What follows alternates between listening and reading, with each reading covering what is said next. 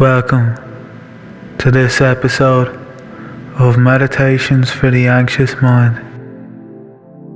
Today's meditation begins on a sunny day in your back garden. You are trying your best to celebrate the good weather with a barbecue. For some reason, your family have invited everyone from your area.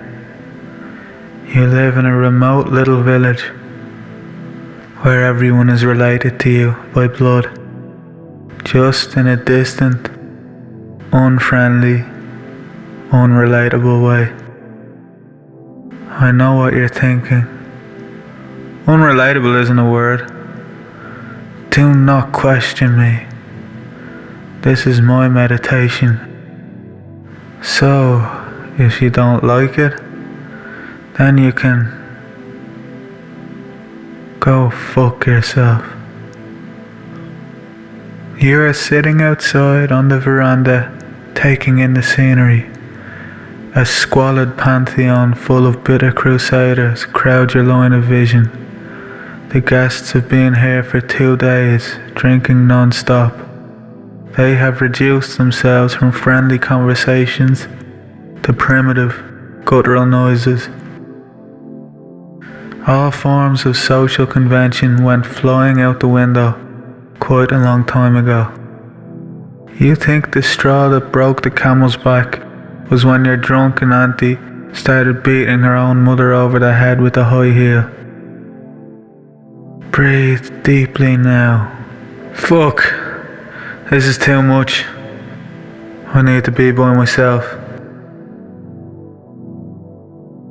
You found your way to the back room of your home. You're here alone, watching a video on YouTube of the Ryanair in-flight safety announcements with the sound off, ferociously refreshing it several times to rewatch. It's ferociously refreshing. Your mother comes back in. Come on now, don't be rude. Come back and entertain our guests. You must always be entertaining. You must be, or I won't love you anymore. You roll your eyes, put your phone back in your pocket, and drag yourself out to the patio where the drinks are flowing and the emotional turmoil is constant. Chaos looms in every corner.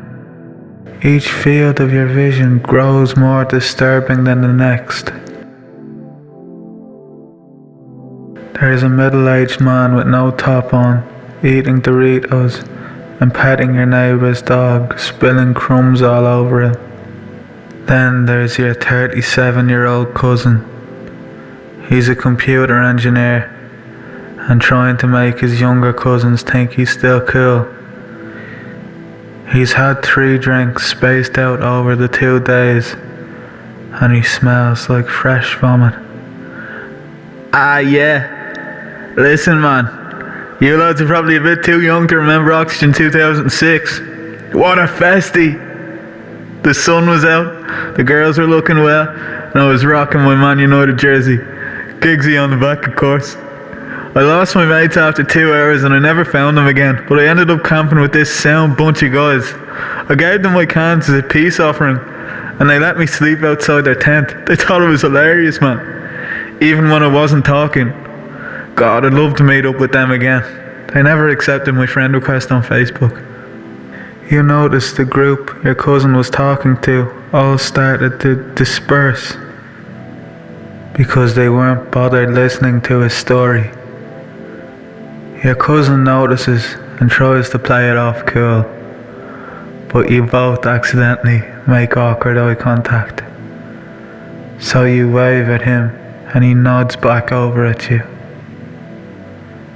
You begin to lose track of your surroundings while falling into a pit of self. You're obsessed over what people are thinking of you.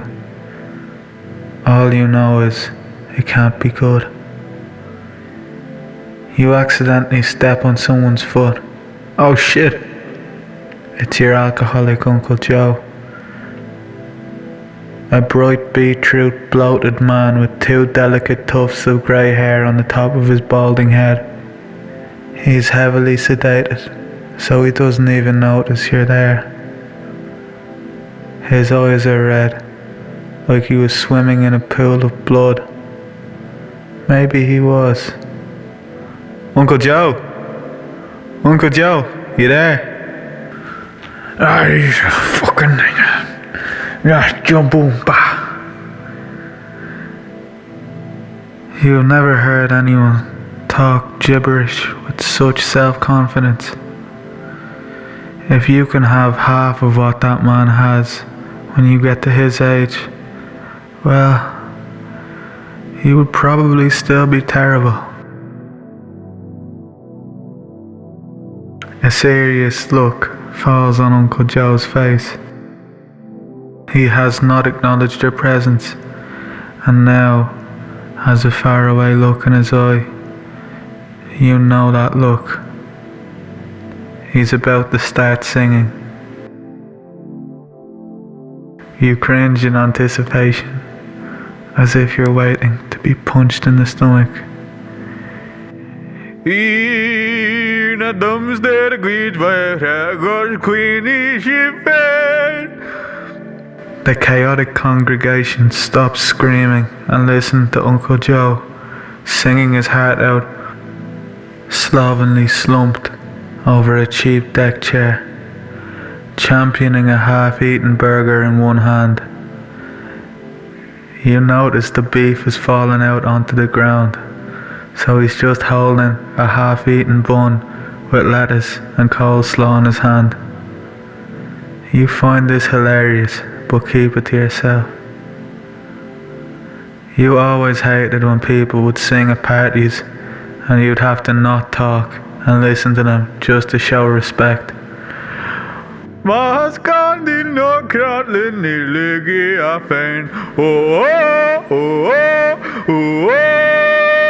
Uncle Joe is holding the last note for a considerable amount of time.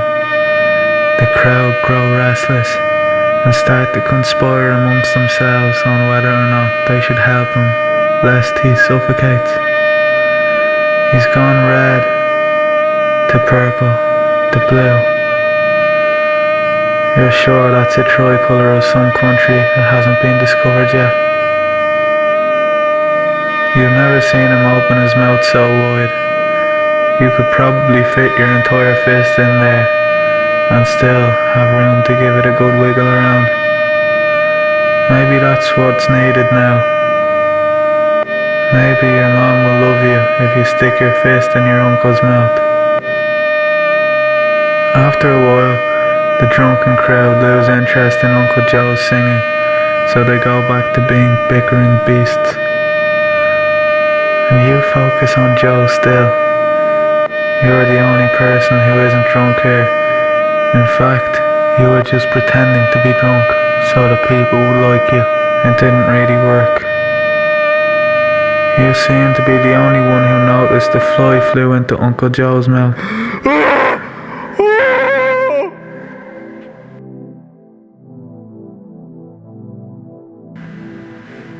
You feel great empathy for that poor fly, trapped inside your uncle's mouth, enduring a pungent smell of stale cider and pub crisps, quickly zooming its way down Joe's trachea. The lining of his throat must be more scratched up than a tinker's carpet. The fly now falling down his larynx, all the way to his blackened lungs, to meet a host of antibodies on sight. They all look like Uncle Joe, except they are microscopic and all wearing hazmat suits. The main one steps in front of the crowd. Hey, you're not supposed to be in here without protection. The acidity from Joe's stomach alone will kill you in minutes. Bzzz, bzzz, the fly says to the antibody. The main antibody looks confused and turns around to his second in command. What did he say? I'm not sure he's a fly. You feel the uncertainty grow in your stomach like a malignant tumour. You look around to see if anyone else is noticing what's happened to Uncle Joe. They're either too drunk or they don't care, or most likely, both.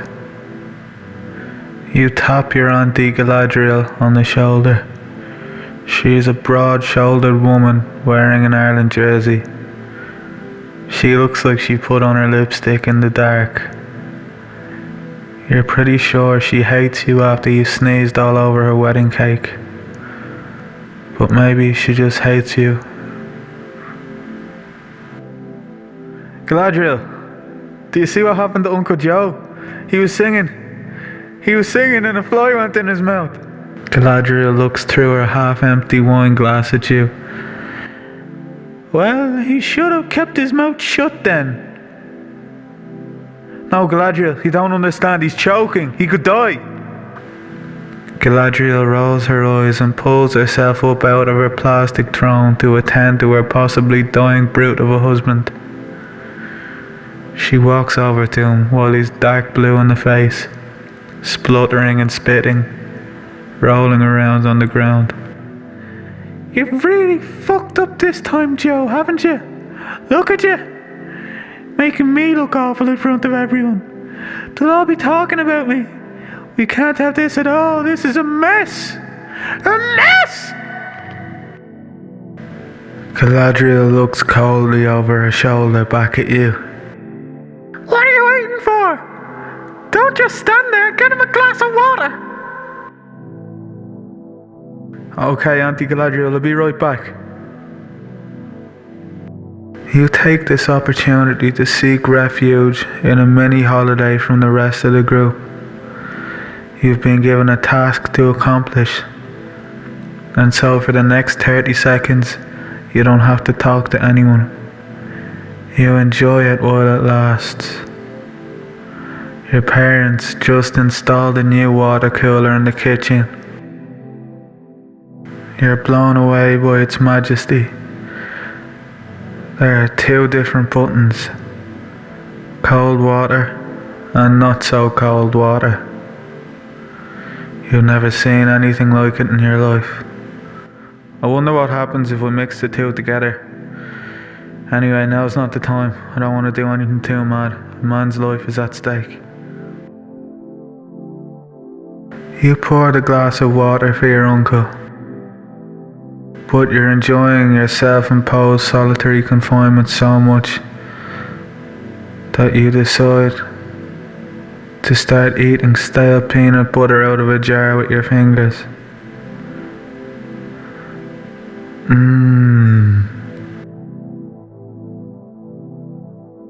Seeing how I poured this glass of water, I may as well have a drink of it myself before I give it to Uncle Joe. He's never really done anything for me. You take a conservative glug out of your uncle's water.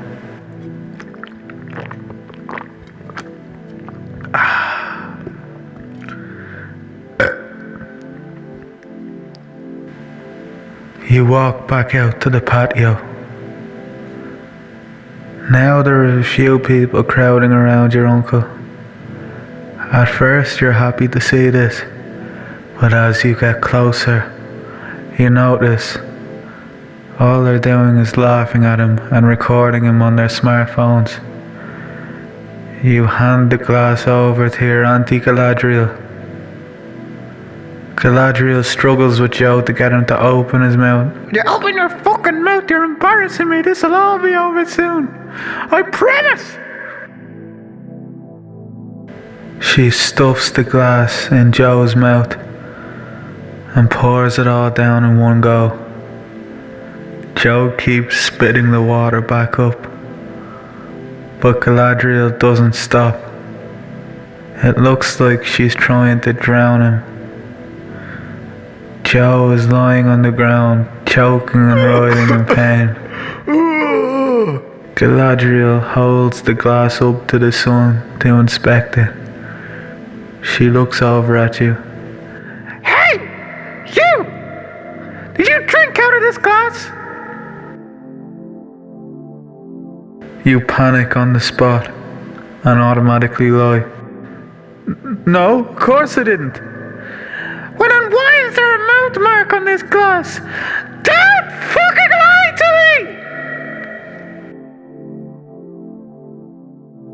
me! You start to shrivel and want the ground to swallow you. Sorry, Auntie Galadriel, I did drink from the glass. I was thirsty. You did what? Hold on. What's that? What's that smell? Galadriel starts sticking her nose up to the glass like a sniffer dog, and she drops the glass, smashing it on the patio. Peanut butter! Joe's allergic to peanut butter! I can't believe it! This is going to look so bad on me! You have a hollow feeling in your chest. This day could not get any worse. Oh my god, I'm so sorry. I was eating peanut butter just before I handed you the glass. What happens when Joe eats peanut butter? You'll see for yourself. All I can say is it's terrible. I'd advise everyone to move about 10 steps back from Joe now.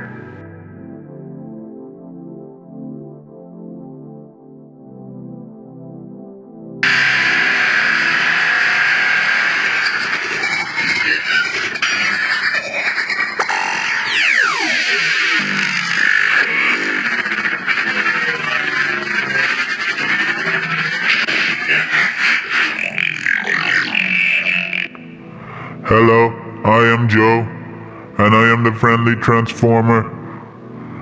When I eat peanut butter, it sets off an allergic reaction, and this is what happens. Boo ba bee boop ba boop. I hope you are all keeping well. So great to be here. You're petrified and don't know what to say. It seems like Joe's allergic reaction to peanut butter turned him into a benevolent giant robot. Galadriel looks angry and ashamed. Ashangry. Yeah. Everyone around you has fallen silent too. This really seems to have sobered them up. Joe starts to whiz around the garden, knocking all the pots and pans over and breaking the table. It looks like his movement is involuntary, almost like he's being driven by something inside him.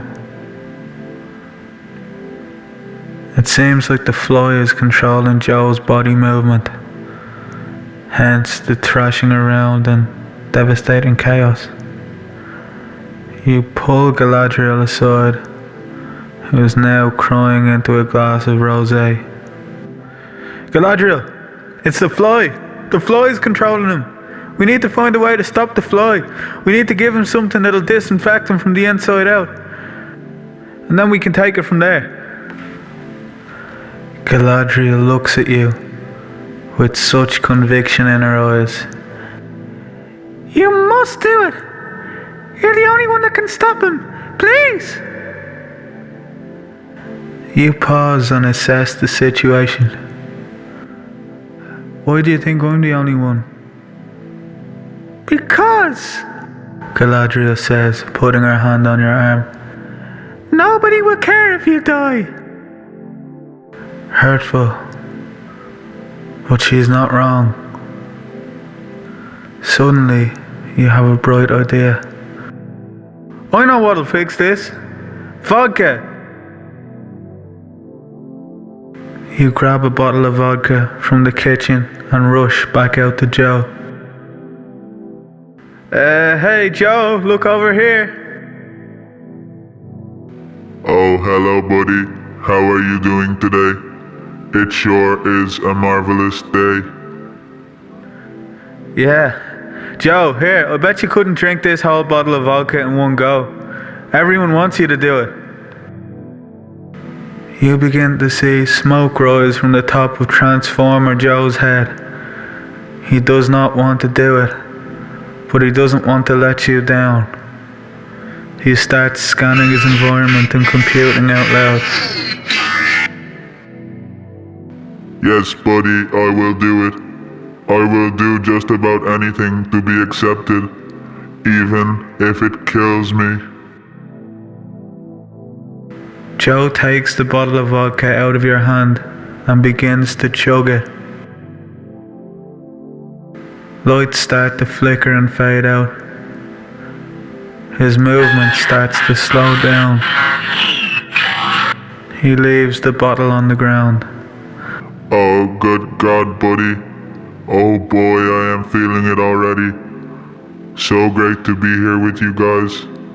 My body and brain does feel like it's shutting down. Slowly.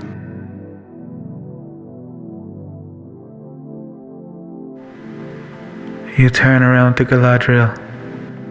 Galadriel, is this supposed to be happening? Well, yes. You gave liquids to a robot. Of course he was going to die. But that's your husband, and you're just gonna sit there and watch him die? Yes. It will be great for my reputation. I'll be recognized for being the good woman that I truly am, trudging through life and bearing the pain of a dead robot alcoholic husband. People will have sympathy for me at long last, and it will be great. Your Auntie Galadriel might be the worst person you've ever met. You say nothing back to her. You notice Joe is getting progressively worse as time goes on. I know I always seem happy, but really, I'm not. Nobody cares about me, and you're all just sitting here watching me die and taking pleasure in it. Soy yo y quiero ser tu amigo. Hello, and thank you for shopping in Tesco.